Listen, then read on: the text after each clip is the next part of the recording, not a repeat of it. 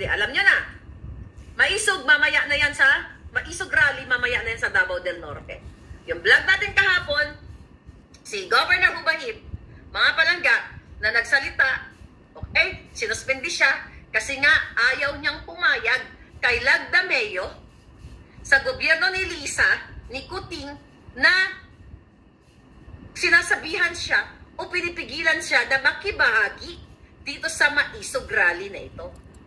Dahil nag-resist, okay, o ipinaglaban ni Governor Edwin Hubahib ang kanyang paninindigan na hindi siya patitinag kay Lagdameo na utusan para hindi makisama sa maisog rally, mga kababayan. Okay? Mga palangga, siya ay sinuspende, di ba? Preventive suspension. Na-explain na natin yan kahapon. Napag-usapan na rin namin ni Atty. Glenn Chong kahapon. Let's go forward now.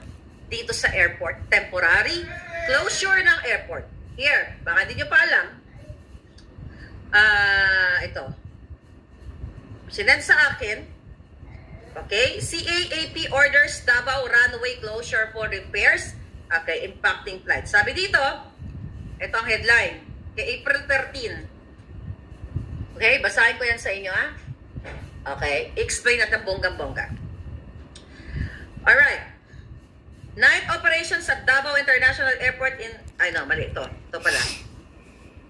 February, old photo ito. Okay, sabi ng balita. The Francisco Bangoy International Airport in Davao City temporarily suspended runway operations for 4 hours on April 13, 2024 to accommodate necessary repairs. Okay?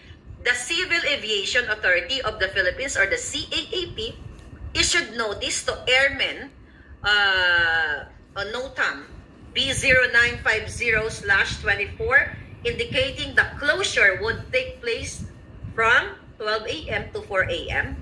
for asphalt overlay repairs on the runway. Data from FlightRadar24.com showed 5 departures and 1 arrival scheduled during the closure period. These flights are expected to experience delay until the runway reopens 4 a.m. Earlier this month, Okay, here's the thing. Ano to? Nakarating sa atin dahil hindi umepekto ang pananakot ni Lagdameo, pagpa-power trip, pag-aabuso ni Lagdameo sa power ng Office of the President na sinuspindi si Governor Hubahib. Ginamitan nila ng parang dahas na rin ito, inorderan itong civil aviation, okay, sa Davao, alright, Civil Aviation Authority, dyan sa Davao, na kunyari, mag-repair. Para what? Para i-delay ang mga flights. Para yung mga galing sa iba't ibang lugar from Maynila na umattend ng maisog ay maantala, maperwisyo, mapeste ang kanilang mga flight, magka-delay, mainis para hindi makarating sa April 14, which is tomorrow, dyan sa Davao del Norte, dyan sa maisog rally. Nakita ninyo kung gaano kabangag mag-isip itong mga baka ng inang ito. Imagine nyo, hindi nila iniisip yung mga taong maaapektuhan.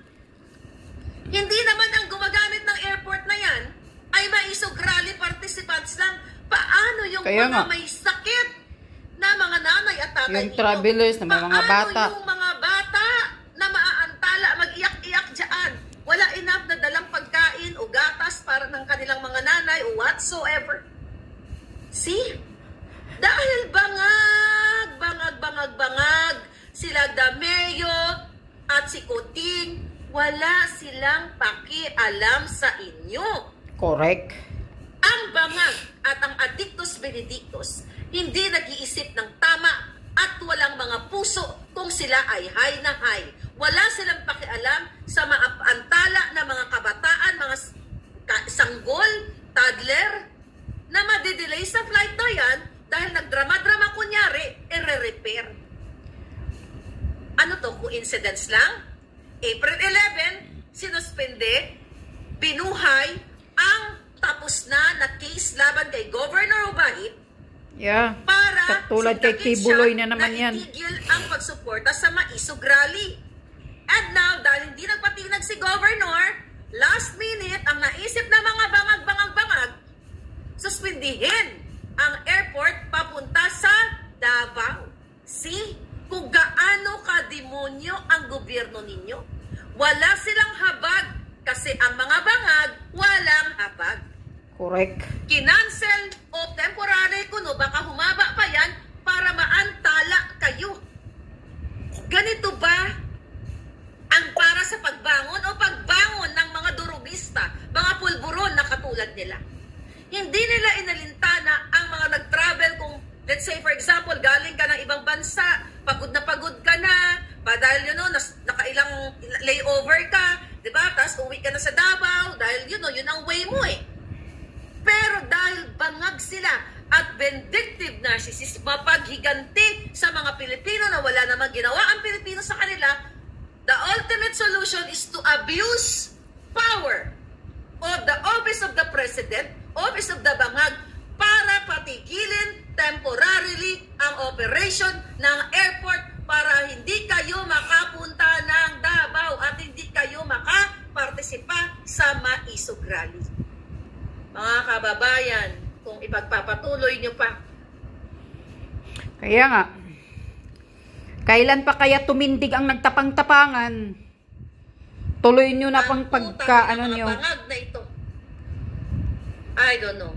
Sabi ko sa inyo, I'm giving. Ako, binibigyan ko na lang kayo. Huwag nyo na paabuti ng second sola ito. Kaya nga, nakapanggigil na nga. Nakakagalit na mismo sobra.